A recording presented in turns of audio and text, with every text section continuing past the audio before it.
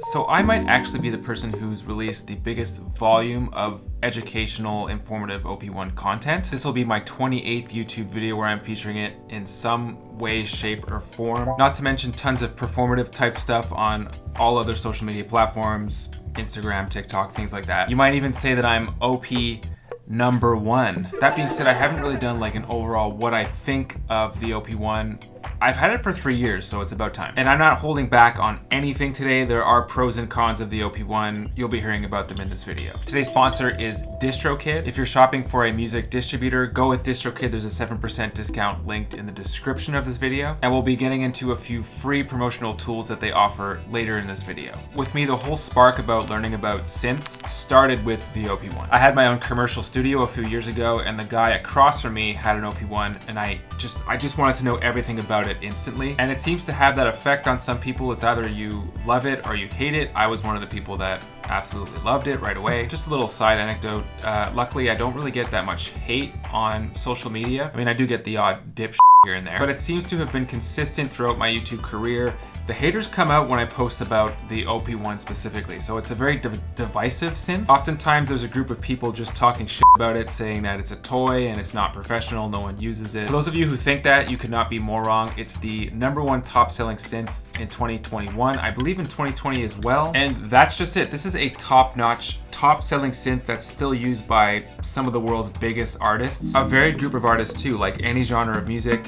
The OP-1 could fit into that. I'd even argue that it's one of the most diverse and fluid synths that exists. It is absolutely relevant 10 years later. There are certain aspects of the instrument that I would say are more just for fun, and other aspects are pro. Like for example, I took the OP-1 into a recording studio to record onto an album, and there were parts that I performed with the OP-1 that made it onto the record. So it is 100% pro. Most of us know, and if you don't know, Teenage Engineering gets away with charging a lot for the OP-1. I do admit that there's a certain allure to the aesthetic of the instrument, and that's part of the reason why I think they can get away with it being so expensive. And that could be said about most Teenage Engineering products. Whoever the designer is on that team is super valuable. But 3 years later, I own so many other synths now, and so my perspective of the OP-1 has changed drastically, both positively and negatively. This video is organized into chapters or topics, which are all linked in the description. So if you're looking for something a bit more specific about the OP-1, check it out. I might be covering it. So that's some background with my experience. Let us begin. My take on the Teenage Engineering OP-1 3 years later. The first thing we'll talk about, my friends, is the build quality of the OP-1. I don't think I've seen any other YouTubers just come out and say this, so here it goes. From what I've seen and experienced, and I've spoken to a lot of OP-1 owners, checked out the forums, done all my homework. The OP-1's build quality is definitely a weak point of the instrument, especially considering the price. I had one issue with the keyboard of the OP-1 probably over 2 years now, and the team was very quick to respond. So at least there's that. I had a great experience with customer service. I had a new part within a few days, and I live across the planet pretty much from the TE headquarters. When I first started on YouTube, I was almost exclusively posting OP-1 content, and there were so many people that came to me with technical issues. Maybe a little too often. This is no secret about the OP-1, but I just wanted to be transparent with you guys and let you know what my experience was. Aesthetic is important. Like I said, either you love it or you hate it. I think it's a really important aspect of any synth. It's a pretty inspiring feeling that when you look at a synth, it just makes you want to pick it up and start to perform or explore on it. There's a very visual aspect to synths these days, especially if you're posting content on Instagram or wherever else. And having the OP-1 as part of your collection not only sounds good, but it attracts people visually. It's hyper transportable. The battery lasts quite a while. Let's be real, the OP-1 has been done and done again on platforms like YouTube and Instagram, but I myself am an early user of TikTok, and everyone on that platform is still interested in the OP-1. I'm guessing because they're a different age group of people, so they maybe haven't seen it yet. I'm not sure. Some of my OP-1 related videos have like hundreds of thousands or even over 1 million views over on TikTok. A perfect example of how attractive the OP-1 is. 10 on 10 for aesthetic for me. What is the OP-1 actually capable of, and why is it awesome from a production standpoint? The workflow. There's nothing quite like the workflow of the OP-1, and there will never be anything else that's like it. It's timeless, and in the synth community, it's become mainstream over the past decade. It's a sampler.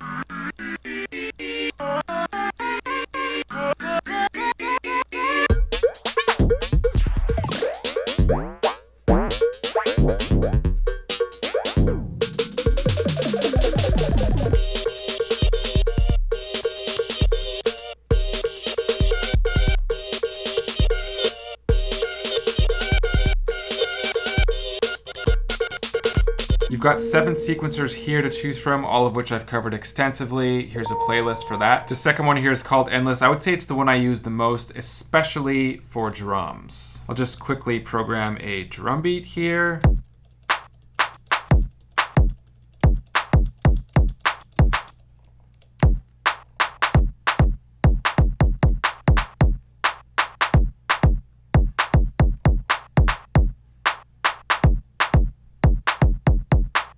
You might be wondering about the cow that we just heard before, so this is a hilarious effects. Let's go ahead and put that drum beat on hold.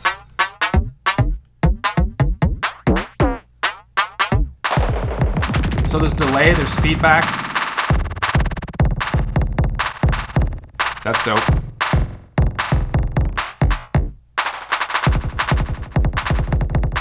There's 4 tracks to record on, so we're on the cow effects. We could switch to other effects here as well. There's also LFOs, which are quite cool. One that I use all the time is the tremolo LFO.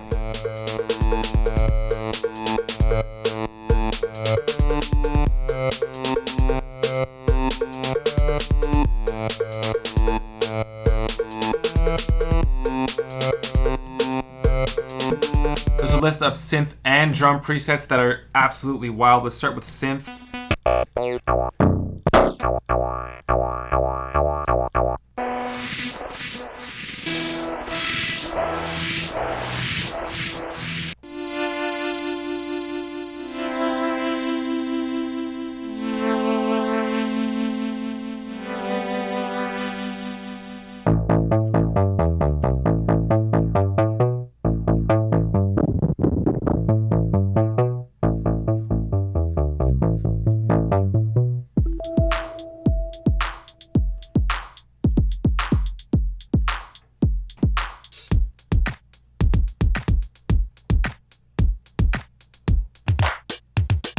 I could also snapshot and save my own presets in the blink of an eye. There's a snapshots folder right here, and these are all the presets that I've saved.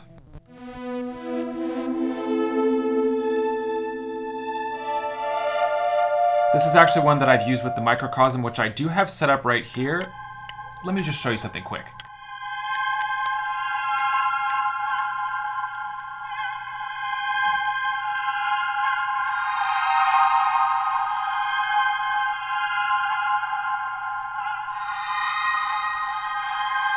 Option to upload your own one-shots and samples, of course, to work with. You could also sample anything that you want through this mic right here. I'm gonna give myself a little count in here. Here we go. I need to click 2, 2, 3.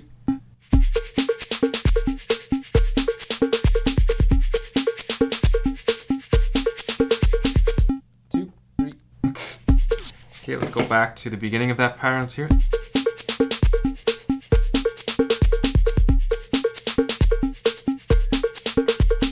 So it's peaking a little bit through the speaker, but you get the point. And the preamps sound pretty good. I wouldn't say that they're clean. I'd say they're more of like a lo-fi sort of grungy sound. So as you can see, this thing is just like exploding with inspiration and music. It's a powerhouse. I would consider this to be like the highlights in the professional aspects of the instrument. Meaning that anyone from a beginner to a professional could use this in their music, and it passes the test. Let's talk about the aspects of the OP-1 that are limiting, or maybe just like for fun, a little bit more on the doodly side. There's the sketch sequencer, which definitely falls into that category. So this is pre-programmed into the OP-1. This is an actual sequence. Let's hear what that sounds like.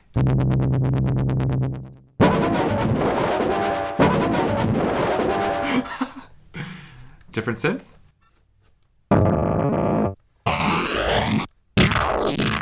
You could also literally make doodles with this thing.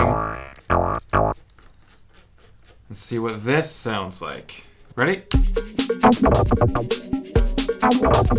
Like, does anyone know how this thing works? I mean, maybe there's something there, but yeah. There's also this hidden helicopter game.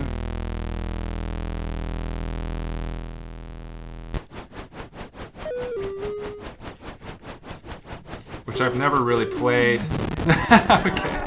I'm also not too crazy about the tape recorder workflow. Realistically, you're limited to maybe 2, 4, or at most 8 bar loops. Technically, if you wanted to, you can make much longer patterns or even full tracks, but it gets extremely tedious and just not worth it. So I would say stick to smaller loops. If you're going for more of a sequence pattern type workflow, this is just not it. There's the OPZ. There's also other companies like Electron, maybe the Digitact or the Digitone. The TR6S from Roland is also great for that sort of thing. And I know that someone is going to come at me in the comments and say, oh, it has a bunch of sequencers. It does, but those are more like creative type sequencers. They're not really meant for long form patterns. There's no undo button, so that alone is like, and the effects that you add are baked into the track, so you have to commit to them right away. That can be limiting. It also can enhance your creativity in a way. For example, let's open up one of the sequencers. We'll go back to Endless, and I'm going to find a synth sound that fits over this beat.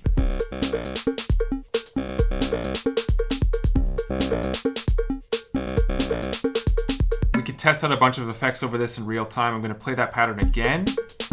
Go over to the sequencer, hit hold. There we go. Go over to effects.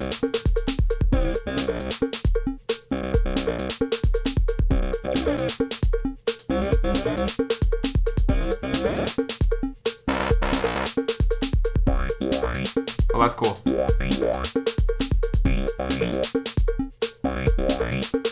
Right, so let's say I'm happy with that. I'm gonna record that into this beat.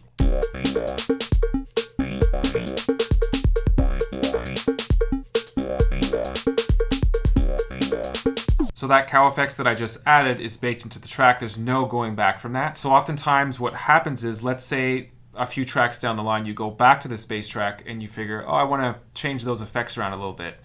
You can't. In that case, you'd have to redo the entire part and then dial in different effects. So you can't overthink it with the OP-1, and that could be a blessing or a curse. Because on the other hand, I do find myself coming up with things I never would with the OP-1 because I'm just thinking differently because of the workflow. It's also a dangerous instrument. So for example, that track that I just recorded over, that's the shaker and the bass track. So it's very easy to accidentally record over a track that you don't want to, in which case, like I said, it's baked into the track is ruined, you have to restart your parts all over again. This sort of thing has happened to me a million times. We're all human. I just wish there was an undo button to solve this problem. I've got to say that this tends to be like a consistent trend with Teenage Engineering. They make statements and they just commit to them. The equivalent of no undo on the OP-1 is no audio output on the OP-4. So it's been consistent since the beginning, it looks like. This brings us to the 10-year latest OP-1 update, which makes it even more tempting. I've covered the update extensively right here if you'd like to look further into that. Essentially, now you're able to use your OP-1 as an audio interface. You can connect directly into your DAW through USB. You could use the mic into your DAW. You could record other instruments through the OP-1 into your DAW. It's really amazing that the technology holds up from 10 years ago to be able to pull this off. It's already really easy to travel around with the OP-1, so this just makes it that much more convenient. Maybe if you're traveling with your laptop, bring your OP-1 with you. This update is great. It's still not quite as intuitive in keeping up with other companies like Electron, Roland, Akai. With instruments like